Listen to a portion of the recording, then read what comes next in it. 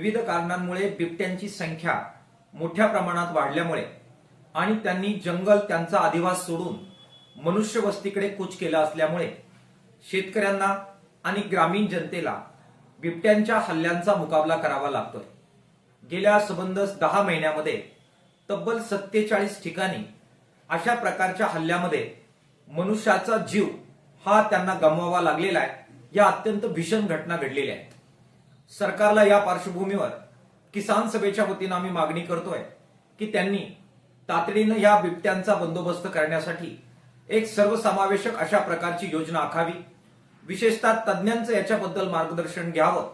जंगलात शेळ्या सोडण्यासारख्या हास्यास्पद योजना करून बिबट्यांचा उपद्रव थांबवता येणार नाही हे लवकरात लवकर लक्षात घ्यावं आणि वन्यजीवांचा अधिवास, त्यांच्या हालचाली, त्यांचं जीवन यांचा सखोल अभ्यास असणारे जे प्राणी तज्ञ आहे, जंगलचा अभ्यास असणारे तज्ञ आहे, त्यांचं मार्गदर्शन घेऊन एक व्यापक अशा प्रकारची योजना या संदर्भामध्ये कार्यरत करावी अशा प्रकारची मागणी किसान सभेच्या वतीने आम्ही करतोय।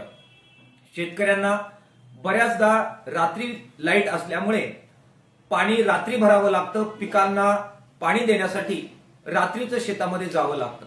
रात्रभर थंडी गारठ्याचं आणि या हल्ल्यांच्या भीतीपासून संरक्षण करण्यासाठी जीव मुठीत धरून शेतीला पाणी द्यावं लागतं। सरकारला आम्ही मागणी करतोय की ज्या ठिकाणी अशा प्रकारचा उपद्रव मोठ्या प्रमाणात वाढलेला आहे त्या सर्व ठिकाणी तातडीने निर्देश जारी करावेत आणि दिवसा शेतकऱ्यांना वीज हे शेतीला पाणी देण्यासाठी उपलब्ध होईल यासाठी सुद्धा तातडीने कारवाई करावी। सरकारने ही कारवाई केली नाही, बिबट्यांचा उपद्रव थांबवला नाही आणि शेतकऱ्यांना दिवसा वीज दिली नाही तर मोठ्या प्रमाणामध्ये जो उद्रेक शेतकऱ्यांमध्ये आहे त्याचं रूपांतर आंदोलनामध्ये झाल्याशिवाय राहणार नाही। किसान सभेच्या वतीनं तीव्र आंदोलनाचा इशारा या दोन्ही मागण्यासाठी आम्ही सरकारला देतो आहोत।